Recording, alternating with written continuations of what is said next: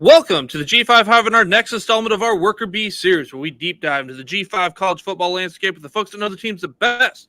If you're watching us on YouTube, please hit that like and subscribe button. If you are listening to us in podcast form, please rate and review. Today, we'll be taking a look at the Ohio Bobcats, who finished 10-3 in 2023 and capped off their season with a win over Georgia Southern Eagles in the Myrtle Beach Bowl. They wrapped up their 2024 spring practice with their spring game on April 20th. We have a special guest joining us today. He was born and raised in the suburbs of Chicago. He is the voice of the Ohio Bobcats. He is Russ Eisenstein. Russ can be found at Russ Eisenstein on X. Welcome to the show, Russ. What's up, boys? How are we? We are great. We are ready to talk about football. Football's right around the corner. Bring on football season. Absolutely. Exciting time for sure across the country. Exciting here in Southeast Ohio, too. This program is on a solid foundation from Frank Solich now to Tim Albin, and we'll see what the Bobcats can do here in 2024. For those not familiar with the Bobcats' offensive style, how would you describe it to them? Yeah, it's been a really fun offensive style. When you take a look at the development of things, there was a watershed moment back in Frank Solich's tenure here. I broadcasted all but one of the division winners. Derek Scott, who's at South Carolina now, does a great job there. He was a former voice of the Bobcats. He called the division winner in 06. But every other one for me has been 09 to 11, 16, 22. And so this is an offense that changed a bit before. And folks that knew Frank Solich in Nebraska, it was power running and very physical offenses. But if you look at what Ohio was able to do, spreading the ball around, multiple receivers, a whole lot of fun, that started to change when Frank Solich and Tim Albin realized, you know what, we might need to do something different. And so credit to Frank Solich, a Hall of Fame head coach, the winningest head coach in Mid-American Conference history, and his staff at that time to being relatable to what college football was, adaptable to making that change. And so what Tim Albin did as an offensive coordinator is still have faith in the run. That's always going to be a part of what Ohio's been able to do. But we've had some gunslinging quarterbacks as well. The Rourkes, Nathan Rourke and Curtis Rourke, Curtis now at Indiana, and some really good wide receivers. And so when you look at Ohio from a fun standpoint, yeah, Ohio's been a really fun offensive team, intertwining everybody. Really, the tight ends have been a big part of what Ohio's done. Ohio's gone to them quite often. Really good wide receivers that have made plays. And then the running backs, there's a strong tradition of running backs here behind a good offensive line. So every box that you'd want to check, Ohio's been able to check, most certainly in my time here and hopefully in the future too. Well, let's get to that position where it all starts on offense. So that's the quarterback. You mentioned Curtis Rourke transfers to Indiana. CJ Harris, who's their number 2, early in the season is off to Cal. Parker Navarro returns with some game experience, including starting their bowl game for the Bobcats this last year. Is it safe to say this is Parker's job going into the season? Yeah, most certainly, and he deserves it. We'll see when that ultimately is announced officially, but he did represent the program, he and Jeremiah Wood at Mid-American Conference Media Days. And I'm so happy for Parker because he had to go through a couple of really tough injuries. And you talk about betting on yourself in a career or in a football playing career. Well, he most certainly did it. He's from Tempe, Arizona, transferred from UCF, came here knowing that, hey, there's a guy named Curtis Rourke who's in front of me. It's probably his job, but I'm going to learn under a good offensive system and try to get better. And his time is going to come. Well, it came. And he was a game manager in the bowl game. And I asked him at Media Day if the offense is going to be opened up a little bit more to show all of his skill set this year based on the success of the bowl game. He said, yeah, he's excited about it. He's smart. He's mature. He's a good guy that I think a lot of people could root for. And so he was a game manager in the bowl game. And I can figure that he's going to be a game winner when big plays are going to be made with his legs and with his arm. Sometime in this season, he's going to be a guy to be able to do it. Well, those who are not familiar with Navarro, can you describe his game for us? Yeah, he's a really smart and cerebral quarterback. And much like I said, he can make plays with his legs and with his arm. When we saw him after he transferred, you could tell that the arm strength was really good. He's about the same height as me, around that 6 foot mark. but he uses that height to his advantage. I think he's pretty elusive. And this is an offensive line behind offensive line coach Alan Rudolph, who's a high-ranking coach within the offensive system, right? And with this team, he has faith in that offensive line. And yeah, we'll talk about the transfer portal and what that's done to Ohio. But I think Navarro knows that he could have faith in the development of guys with this coaching staff. And so he's smart enough to know that he's not going to be needed to make all of the plays, but he knows that he could put other players in position to make those plays. And I'll mention an interview that we did before the bowl game. It was the day before the bowl game in Myrtle Beach. And he admitted that he was a little nervous. I mean, we all would be, right? I mean, he's starting in a bowl game. But he said the excitement was going to carry him through and his belief in this program. So he says all the right things, and he believes those things too. So I think he's got a lot of his game to be able to put on display against Syracuse, against Kentucky, against South Alabama, and everybody else on the schedule. I'm excited to see what he could do with a full year, and I'll knock on wood here. Hopefully good health for him because he deserves it. Yeah, I was really impressed with his legs in that game, right? Yeah. Like, just juking folks, and he made a couple of really long runs. So I know I'm definitely excited to kind of see what he can do with the full season ahead. And to your point, your guys' point about what has the offense been like, these quarterbacks have been put in position to use all of their faculties, all of their skill set. And I'm not just talking about Curtis and Nathan Rourke. I'm going back to Theo Scott back in 2009 and the J.D. Spragues and the Greg Wyndhams. And Ohio tried some things with the tight end, turned quarterback, turned tight end with Phil Bates. So I'm name dropping a lot on you guys, but that's to show there have been quarterbacks that have been able to use their skill sets in this system. And it's really taken on great work with obviously Nathan and Curtis Rourke, and now hopefully into the Parker Navarro era here in 2024. Moving over to the running game, the Bobcats lost their top two running backs to the portal. Cy Bangura is off to Minnesota. Sean Allison is off to Austin Peay. But they returned Ricky Hunt. And Ricky Hunt broke out in a big way in that bowl game. They also returned Nolan McCormick, and they bring in Anthony Tyus III from Northwestern. Yeah. And like I said, Hunt had that huge bowl game, 17 carries, 115 yards, 4 touchdowns rushing. And then as we saw in the intro video, he had that one catch for 18 yards and a touchdown. So 5 total touchdowns. I know Luke and I are super excited to see what the 2024 holds for Ricky Hunt. Is it safe to say, he's kind of the leader in that running back room? Yeah, and that's absolutely. That's the interesting thing about the portal, right? Because yes, it's very well documented that a number of players did good work here, had great performances here, were coached up the right way, had success that other programs would want them. And good on them for having the opportunity, because we're all rooting for them to have great success. The guys that you mentioned. But the other part about that too is the development of this program and the recruiting that's been done. There are veterans, there are guys that have had good performances largely in every other aspect of this team. In every position group, you could point to at least a guy or two. And some position groups were hit harder than others. But in the running back room, you talk about Ricky Hunt, and he keeps the tradition going of that 405 tradition here.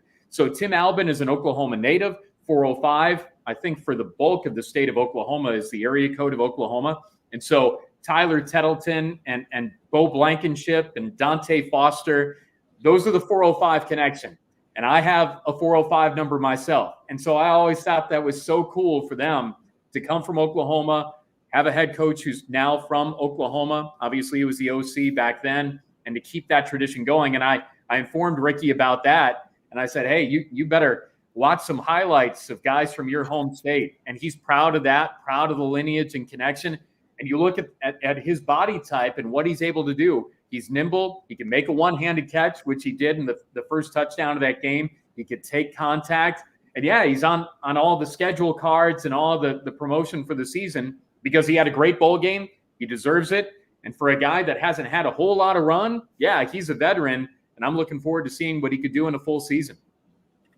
Do you think this coaching staff, like we've seen like last year, where maybe it was a much more of a shared backfield, right? But then you go to 2 years ago where Bangura just kind of went nuts. Yeah. What do you think the coaching staff would prefer to do, given that if they have the options to do it? If you look at the really successful years at Ohio, and there have been a lot of them now, you have seen guys that have filled spots, given guys a little bit of a rest. You mentioned Nolan McCormick there. He's kind of a Swiss Army knife of sorts, comes in when needs to be in there. So Ohio's just always been able to find guys to be able to run the football. And you go back to A.J. Olette. That was back in 2013, 2014 when he came in, and I didn't even know how to pronounce his last name. But he was so far down on the depth chart at that time that he came in and helped win the game in the opener against Kent State. Now he's doing great work in the CFL. And Tim Albin was the running backs coach under Frank Solich. And so Calvin McRae, who is such a guy of reverence here at Ohio, and he was here before I got here. My first season was 2008. These running backs have been coached up really, really well. And that's continued over the years. So I don't know exactly who it's going to be, but I know there's going to be a time where Ohio's going to need a change-up running back, and we've had them over the years here, and I know that 2024, there's going to be somebody else. I don't necessarily know who it is yet, but there's going to be somebody there who's going to get some hard-earned yards and run and some touchdowns for this ball club. Well, the passing game will look a lot different in 2024. All MAC first-teamer Sam Wiglis is off to the NFL. Miles Cross, Tyler Walton, Jacoby Jones, they've all transferred out.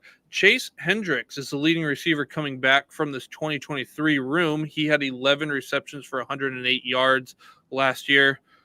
How did this group look in the spring? What are your expectations for this group heading into 2024? It's interesting, too, because the continuity with this program has been the amazing thing over the years. And so I think Ohio was the exception as opposed to the rule when it's come to keeping coaches for the long term. Obviously, it's a brand new era with the transfer portal now than ever. But there's probably more change at Ohio than any other MAC school. And that could be okay.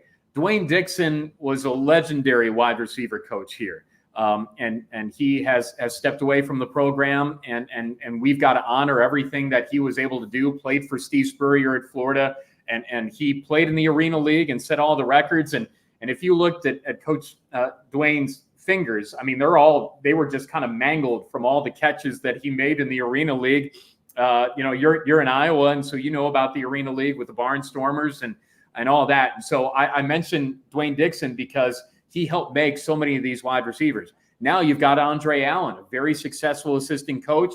This is his first year. And so really, in a lot of ways, if there's going to be a change with the wide receivers from a personnel standpoint, this would be the year to do it with the new assistant coach to take over that side of the ball and that position group. So I think they're all going to learn together.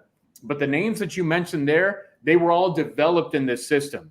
And yes, other programs wanted them, and they're going on to great things, hopefully. And you mentioned Miles Cross. He's going to work with Curtis Rourke at Indiana, so I think that's pretty cool. But you mentioned Chase and some other guys that are going to be in there. I'm looking forward to seeing who it is that Coach Allen develops under this system, because it's happened before, and it will happen again here. Well, moving over to the tight ends, for someone that has not ever caught an Ohio Bobcat game, how would you describe the tight end usage in this offense? Oh, man. There have been so many highlights from the tight ends over the years. The utilization of the tight end with this system is really, really fun.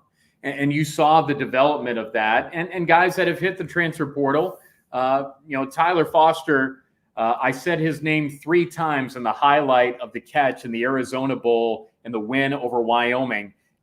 Because I wanted to make sure he got all the credit for that catch, because he deserved it. It was a tremendous catch, back corner of the end zone, hooked up with C.J. Harris, and it was one of the more iconic moments in this program's history.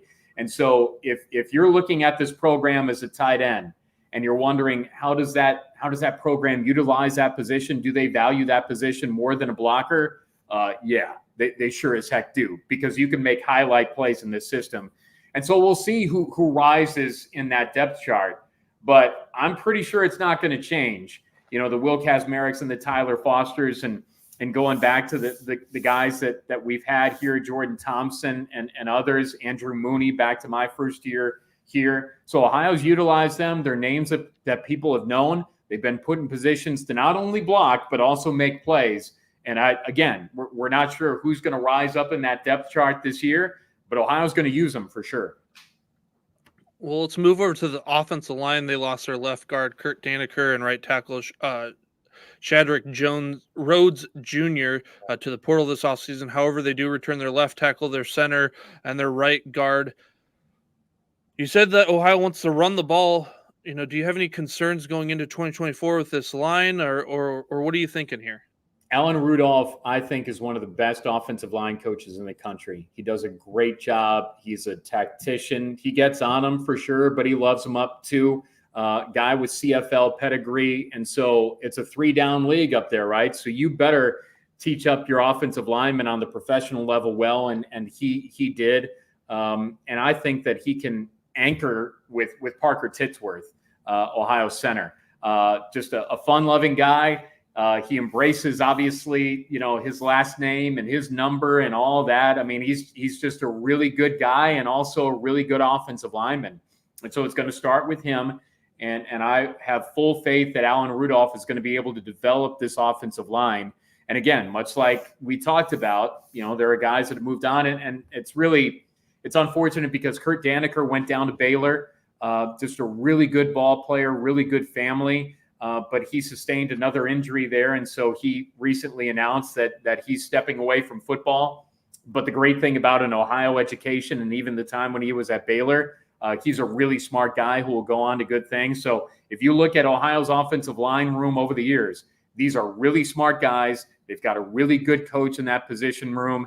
And yeah, it's going to be anchored by Parker, and we'll see what happens. I'm excited to see who steps up.